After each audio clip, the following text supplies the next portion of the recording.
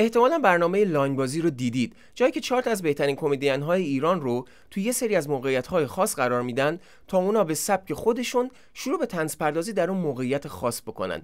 احتمالاً با دیدن این برنامه اولین فکری که به سرتون میزنه مثل من این بوده که چقدر اینا آدم‌های باحالین، چقدر بانمکن، چقدر طنزهای خفنی در لحظه میسازن. حالا اگه بهتون بگم چیزی که دارید میبینید فقط خنده‌دار نیست و کلمه‌ای با مزه در واقع میتونه توهینی برای کاری که انجام میدن باشه، به هم چی میگین؟ چون علم مغز و علوم اعصاب میگه که این فقط طنز نیست، این نمایش یک پردازش ذهنی در سطح یک نابغه است که داره در لحظه اتفاق میفته. امروز قراره با هم تحقیقات علمی معتبر رو در مورد بداهه پردازی و خلاقیت ذهنی بررسی کنیم تا بهتون نشون بدم که مغز این افراد به چه شکل داره کار میکنه. قرار امروز با همدیگه بفهمیم که چطور اونا به یک قدرت فراانسانی در تشخیص الگو میرسن، چطور از یک مدل خاص فکر کردن استفاده میکنن تا از هیچ جوک‌های انفجاری بسازن و چطور وارد یک حالت قدرتمند ذهنی میشن که بعضیا بهش forever box میگن. تا آخر این ویدیو هم همراه ما بمون، چون قراره یه سری تمرین ساده بهت یاد بدم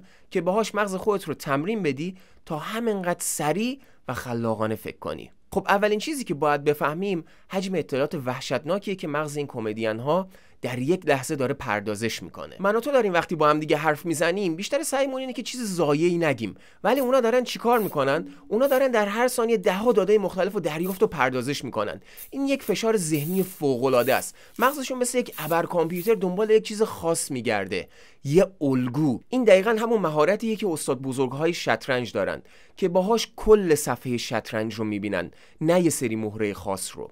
اونا فقط به کلمه ها گوش نمیدن، دارن ساختار پنهان ابتدای یک جوک رو تحلیل میکنن تا اگه اوکی بود ازش استفاده کنن. پس وقتی یک جوک در لحظه ساخته میشه، نتیجه یک تحلیل داده برق‌آساست که از قبل بهترین نقطه رو برای گرفتن خنده مشخص کرده. نکته خارق‌العاده‌ای که وجود داره، پیدا کردن الگو فقط نصف ماجراست و اکثر الگوها هم به خودی خودشون بامزه و خنده‌دار نیستن. پس چجوری اونها از یک سری از ترفندها استفاده میکنن تا ما رو به قهقهه بندازن؟ برای این کار اونها باید به شکل زیرکانه‌ای این الگوها رو بشکنن. بیشتر فکرهای ما خطی هن. ما اینجوری فکر میکنیم که به عنوان مثال من مغازه رفتم و شیر خریدم. این جمله یک جمله منطقی، قابل پیش بینی و قطعاً بی‌مزه است. اما کمدی در اما اگرها و تناقضاتی که شکل میگیره. یعنی اون الگوی قابل پیش بینی رو برداریم و به یک چیز کاملا متناقض و غیر قابل پیش بینی وصلش بکنیم. به این فرایند تفکر موازی یا تفکر جانبی یا lateral thinking گفته میشه. آقا برنامه امشب ساعت چنده؟ این قسمت رو دیدید؟ یه مقدمه چینی داره و به یه مسیر خیلی معمولی و معقول و قابل پیش بینی اشاره میکنه. دقیقاً همون جوری که مغز افراد عادی کار میکنه. اما یک نابغه کمدی مغزش به این شکل کار نمیکنه. با هر خری میتونم بیام دیگه. این خود تفکر موازیه.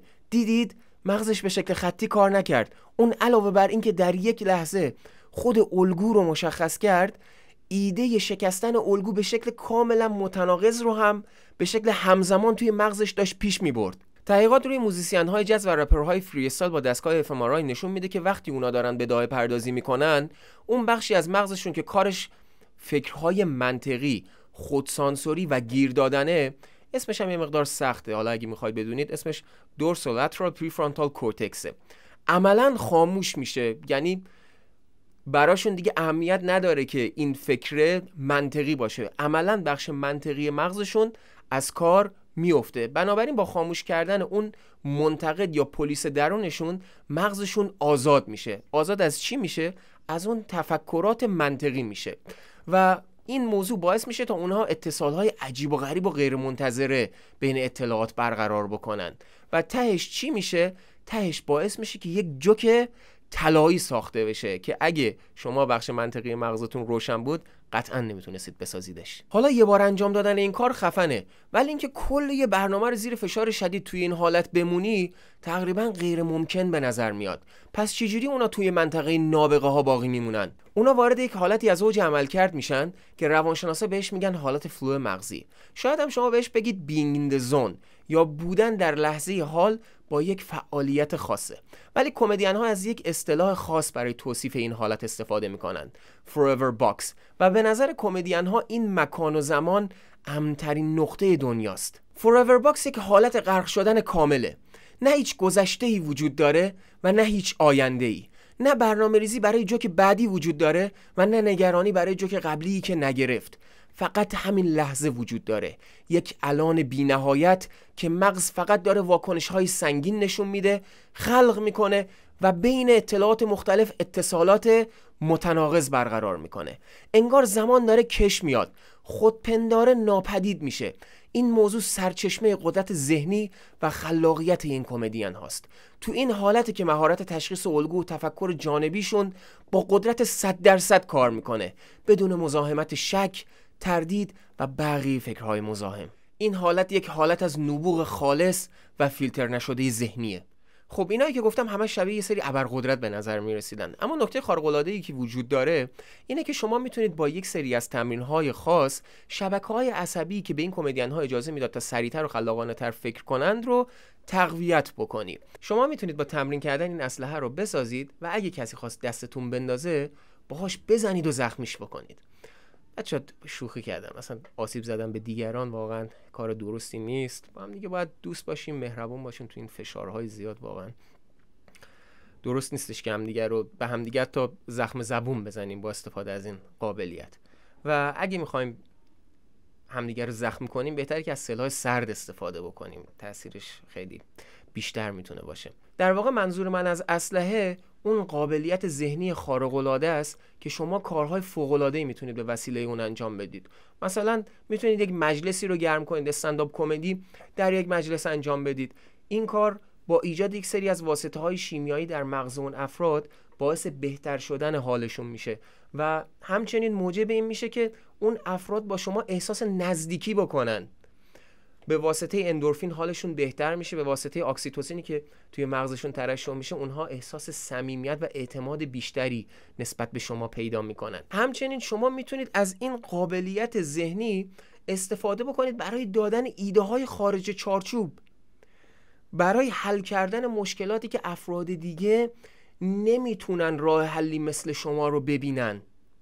این تفکر جانبی یا خارج چارچوب رو در شما تقویت میکنه. به عنوان مثال یک چالشی وجود داره، شما میبینیدش جوری که بقیه نمیتونن ببیننش و راه حلی براش میدید جوری که بقیه نمیتونن تصور بکنن و به این شکل ایده یک استارتاپ ناب رو میتونید ایجاد بکنید به واسطه همون اسلحه‌ای که بهتون گفتم.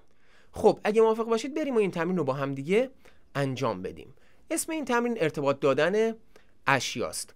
هر جایی که هستید اصلا اهمیت نداره، خونه، محل کار، هر جا. یک شی رو در نظر بگیرید و توی مدت 10 ثانیه اسم 5 تا چیزی که خیلی غیر مرتبط با این شی هستند رو به زبون بیارید. به عنوان مثال من توی اتاق هستم و توی اتاق من لامپ وجود داره. من توی مدت زمان 10 ثانیه میخوام اسم 5 تا چیزی که خیلی با لامپ غیر مرتبط هستند رو ببرم. به عنوان مثال سرطان پروستات، کفگیر، الهام چرخنده، مایکل جکسون و کانگورو. هر چیزی میتونه باشه. حس عجیبی داره نه؟ این حس عجیب یعنی داری مغزتو مجبور میکنی تا از جاده اصلی بزنه بیرون. تو رسما داری تفکر جانبی رو تمرین میکنی. این کار حداقل روزی 1 بار انجام بده. میتونی بیشتر هم انجامش بده اگه میخوای تفکر جانبیت بیشتر تقویت بشه. و دقیقاً شما داری همون عضله ذهنی رو میسازی که این کمدین های نابغه روی صحنه اجرا دارن ازش استفاده میکنن.